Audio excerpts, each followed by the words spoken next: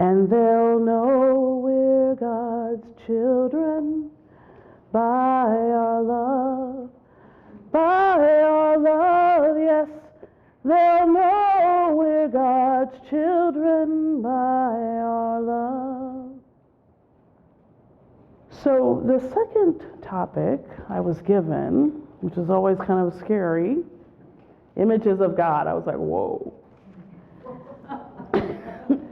And that's it. There was those 3 words. And I was like, okay, what do you want me to do with these? And so I'll tell you another story, a couple of stories.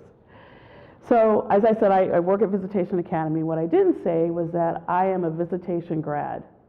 And I am Visitation almost born and bred. I started when I was in 1st grade. So I missed the Montessori years. But I went to Viz from 1st to 12th grade, graduated in '83. So I'm a charter member. I am a Viz baby kind of thing. Sister Karen Mohan, I call my spiritual mother. I don't know if people know Sister Karen.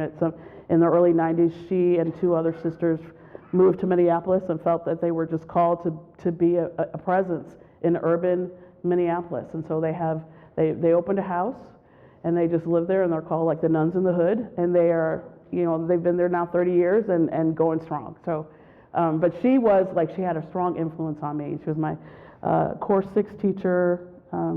She took me to my first concert. It was Dan Fogelberg. I know, I love Dan. But she took me at the Fox.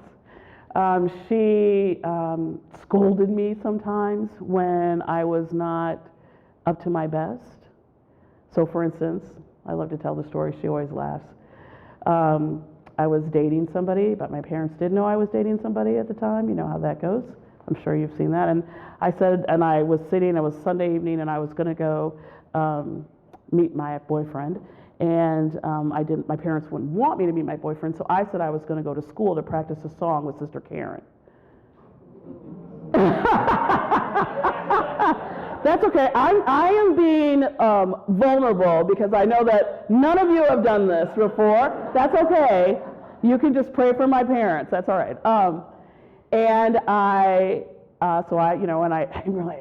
We talked it up, and my mother's like, oh, tell Sister Karen. And I was like, okay, bye.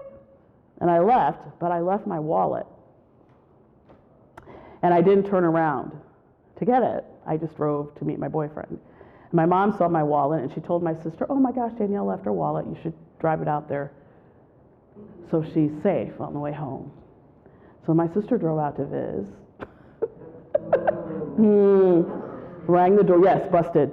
Rang the doorbell, da-da-da. Sister Karen was like, what are you talking about? And Dominic said, well, she said she was coming here to sing with you, and she's not here. And so needless to say, when I got home, I got the first of a many scolding.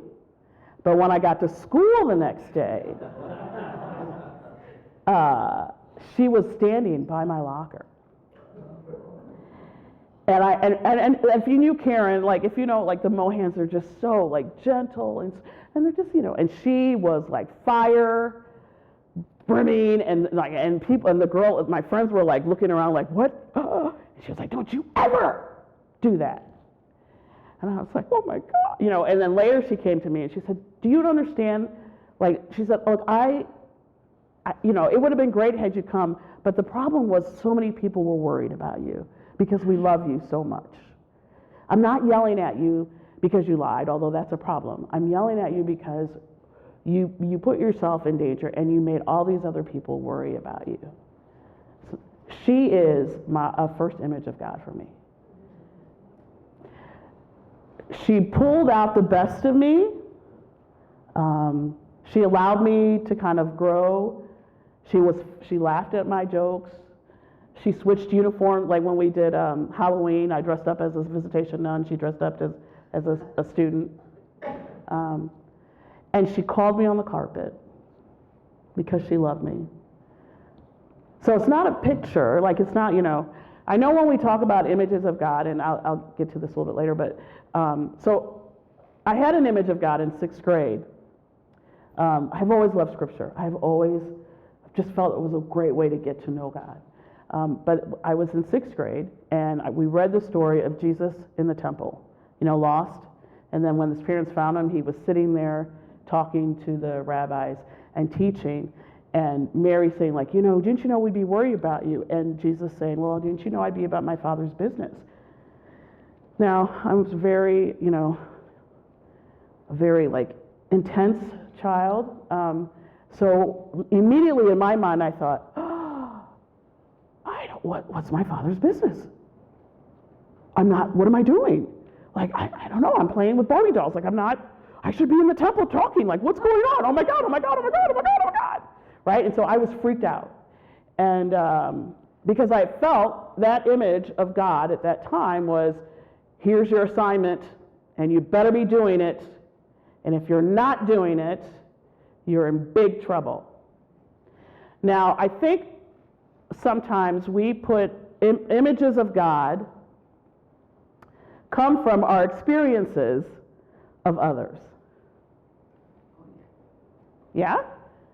So maybe in my background, I had experiences of people in authority, not just my parents, but other people in authority who said, you need to do this, and you'd better do it this way, and if you don't do it, you're in trouble. And I just projected that onto God. So I was a mess. I was I couldn't sleep, I was crying, and my mom finally was like, what is wrong with you? And I said, I don't know what my Father's business is, Mom. I'm failing. And I just remember her sitting at my bed and saying, you know what your business is right now? Your business is to be a good daughter, which you are. Your business is to play with those Barbie dolls, which you do. Your business is to do your chores and to sing your heart out. Now imagine the shift then of what my image of God is, because here the first form of the image was my mom being very authoritative. And now she's taken that and has shifted it into this kind of loving who you are, where you are right now. It gave me such freedom. The story, and then it became more free when I'm Haitian. So my family's Haitian. I was born in Haiti. Long story why I don't have an accent, but we can get into that later. And my parents, and there was a pretty sizable Haitian community in the 70s and 80s, a lot of doctors who worked at Homer G. Phillips Hospital. That's how that came in. And so there was a really vibrant community, and we would get together, we'd party. I mean, it was and parties for Haitians, you say the party starts at 6, but you really don't show up before 8. And and you go to 2 or 3, and you bring everybody. There's no such thing as babysitters. The kids come, everybody comes, and what would usually happen is the kids are upstairs and the parents are downstairs dancing and doing all their good stuff, and kids are upstairs being trouble. But at some point in the night, stories would get to be told. Lovely stories about homeland, about Haiti, Haiti chérie. And we would sit on the stairs, the kids would sit on the stairs, and I would listen. And my mom is a very great, people know my mom, she's a very great storyteller. It just pours out of her. And she would tell these great stories about her father, who was a great sculptor, did a lot of wood stuff. And she'd tell these great stories. And in my brain, I thought, I am the daughter of, I'm a princess.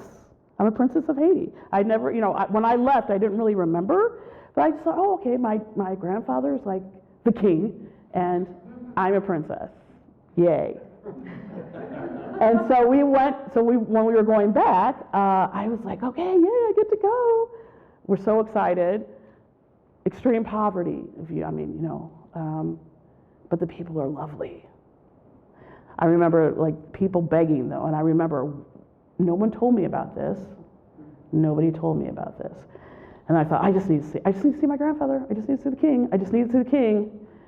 So we're driving through, and then we get to this place, and my grandfather comes out, and he's wearing his boxer shorts and a little tank, and he's crumbled over, and I was like, are you kidding? And I burst into tears. Again, that was always my first response, intense child. And my mom was like, what's wrong with her? Looked at my dad, that's your child. I don't know what's going on. And my dad was like, My grandfather came to me and said, look, come on, come here. I want you to see something. And I said, well, I've already seen enough. He's like, oh, just come with me. I want you to see where I live. And it was like this dilapidated hut, palace to a hut. And I was like, oh my God. He's like, oh, come inside, Danielle. And I walked inside, lively and colors and beautiful, and books everywhere. And I love books and books. I mean, it was just like, it was like heaven. It was heaven for me. And I was just looking around, and I couldn't believe it. And my grandfather looked at me finally, and he, did one of these things. And he said, see what awaits you when you walk through the door. And I think, I bring that story up because our images of God are so limiting. And they could be so much more if we would be brave enough to walk through the door. If we could be brave enough to let go of, let's say, the policeman God or the Santa Claus God or the what, and walk through to this image of God that may be undefinable, or an image of God that is pure love, or an image of God, dare I say it, that's female or other. Because God is all of that and more. I would play this game with the freshmen. We'd go, do you see God more like a mountaintop or a valley? Is God more like a light bulb or a candle? And they'd have to choose. And we would, we'd all be moving and laughing, and then there would be voting and yelling at each other, like, what are you doing on that side? And then I'd say, okay, well, let's talk about it. Like, why do you think that? Why do you think that? Because we don't want to just stay at that, just imaging that. But can you flesh out why that works for you now and why this other might be a possibility? And then again, to realize that it is so much more than that. As we dive deeper into this, I think that's why Ignatius is so keen on saying, don't just use your intellect, but your heart really has to do some of this work. Your imagination, that muscle, that creativity muscle that sometimes we like to squish, that's really needed when we talk about how much we love God or what God is for us. That's why he really wants you to imagine and use all your five senses when you are contemplating walking with Jesus through, through the streets, or being with Jesus as he talks to the woman caught in adultery. Because when you use your imagination, it frees you to expand to the possibilities of who God or what God is. What do I mean by that? Let's look at that, the woman caught in adultery. Right? So she's caught in adultery. By the way, as I always say, she couldn't have been doing adulterating by herself. Yes? I don't know. Somebody was there with her. So it's always amazing to me that we don't hear about the other. She's the one dragged. Okay. So I'm moving on. They're like, she's caught in adultery. Here's the rules. Here's the law. Here's the law. Right? And what are you going to do about it, Jesus? The one who said you've come to fulfill the law, right? Throwing things back at him. You said you came to fulfill the law. So here's the law. How are you going to fulfill it? And he just starts, I always want to know. That's like one of my first questions. What were you writing? And then looks up and, says, the one without sin, throw the first stone. The freshman boys would always say, well, Miss Harrison, Mary didn't throw, Mary threw a, they'd be like, well, Mary threw a stone, like a joke. I'm like, shut up. You without sin, throw the first stone. Everybody leaves. She's standing there still with her image of being destroyed, not lovable, waiting to be killed. And instead, he says, I don't judge you. But then the image then also says, go and sin no more, right? It's a beautiful representation of reconciliation. When I hear people say, I don't like to go to confession, I say, you don't get what it means. Don't think about the confession, think about the reconciliation. That's what's important in that sacrament. That's the image of love that's so abounding that will call you out when you're not doing your best, but not leave you there. He loves her where she is. He says, you can do better, and go and do it. This is a love that says, an image that when Thomas, who gets such a bad rap for doubting, says, I want to stick my fingers in there. The image of love, not to yell at Thomas, but to say, is that what's holding you back? Is that all that's keeping you from understanding how much I love you? Then come over here and do this, because let's get this over with so we can move forward. It's not about, again, like I think our images sometimes of God always seem to tend to go to the negative. And what I want to challenge us to do is that there is a lot, like we need to go into the deepest love. So what is the deepest love images for you? Nature, relationships that you have with people, and how do you share that image with others? Because you will encounter people who don't have that image. But that doesn't give you the excuse not to know. I always say that when I looked at my students or when I look at people, I would say, there's God.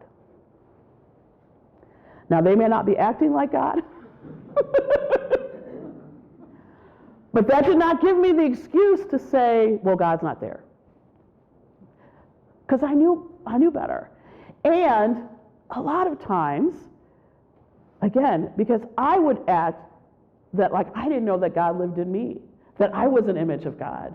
And so I would act crazy until someone was able to model it, until my mother was able to tell me, no, you're good, you're just.